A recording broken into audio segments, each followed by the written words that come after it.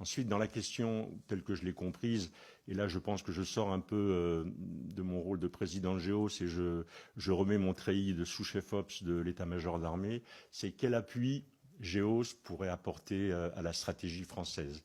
D'abord, je pense qu'il faut essayer de caractériser, de façon évidemment, ça sera caricatural, mais les Afriques, parce qu'il n'y a pas qu'une Afrique. Et donc moi j'en vois quatre. Je vois une première Afrique, c'est l'Afrique de l'Ouest et le Sahel, c'est l'Afrique des risques et c'est l'Afrique des frottements stratégiques avec nos compétiteurs. C'est celle dont la France est en train d'être expulsée. Il y a une deuxième Afrique, je ne veux pas dire que c'est l'Afrique centrale, c'est l'Afrique du centre et c'est celle qui est l'Afrique de la francophonie et des ressources stratégiques. On vient de découvrir des gisements incroyables en terres rares et en minéraux rares au Zimbabwe. Et les Chinois y sont déjà, les Russes y avancent. Je ne pense pas que des sociétés françaises aient déjà examiné leur engagement au Zimbabwe. Il y a ensuite une troisième Afrique qui est l'Afrique australe. Je pense que c'est l'Afrique du business. Parmi les plus grosses économies, il y a évidemment l'Afrique du Sud. Donc c'est plutôt ce domaine-là qu'il faut privilégier. Et puis enfin, il y a l'Afrique de l'Est. Et pour moi, l'Afrique de l'Est, c'est l'Afrique des flux commerciaux entre le canal du Mozambique, entre la mer Rouge, entre ces lignes-là. Et c'est ça qui sont les priorités. Sur l'Afrique de l'Ouest, et je vais me concentrer là-dessus, puisque je n'ai pas tellement de légitimité pour les autres Afriques, pour l'Afrique de l'Ouest, je pense que d'un point de vue macro, la problématique est très différente d'une problématique qui serait simplement sécuritaire ou économique. Ce qui est en train de se jouer en Afrique de l'Ouest, c'est toute une zone d'Afrique qui est en train de basculer et qui pourrait devenir le levier de nos compétiteurs, et notamment de la Russie, pour imposer un modèle de société qui n'est pas le nôtre. C'est ça qui se passe. Ce n'est pas uniquement la sécurité. Et on voit cette espèce de traînée de poudre.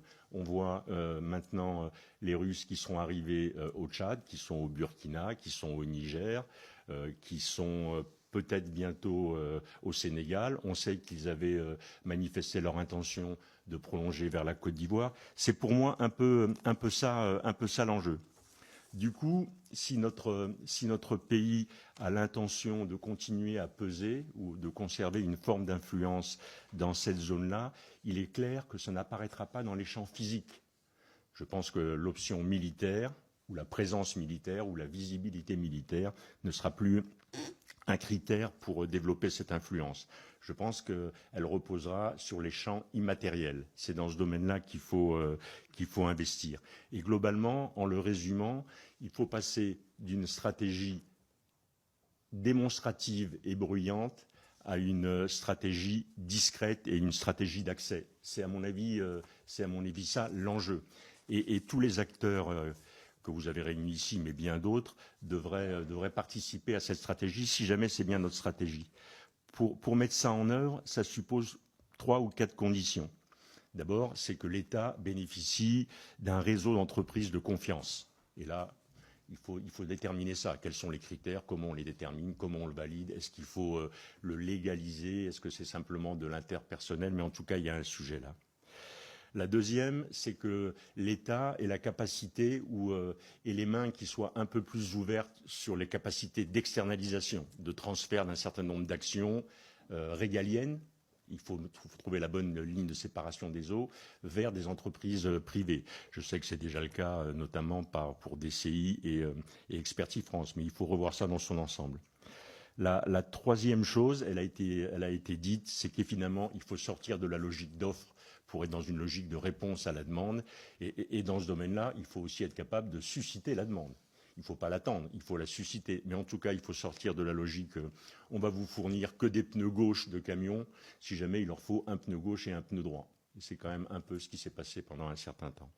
Et puis enfin, et c'est aussi une des conclusions qui a été évoquée, il nous faut avoir une structure qui soit une structure capable d'intégrer de nombreuses capacités. Je pense qu'un des sujets de l'influence, un des sujets des capacités à développer, c'est pas tant les métiers. On a des gens qui sont très bons dans les métiers. C'est la capacité à coordonner tout ça.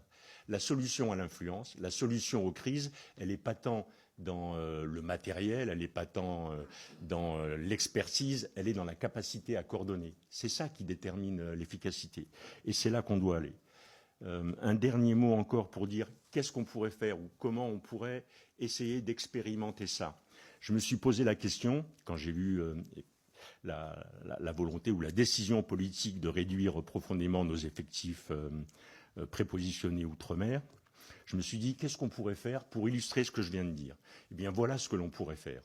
On pourrait se faire demander, évidemment, ce n'est pas une offre, mais on pourrait se faire demander que l'ensemble Port-Bouët, port, aéroport d'Abidjan et Lomé Nord soient transformés en camp multinational de mise en condition opérationnelle des contingents qui vont participer à des opérations, que ce soit des contingents africains ou que ce soit des contingents européens. Voilà ce qu'on pourrait faire. Et dans ce domaine-là, comment on fait pour baisser la visibilité d'un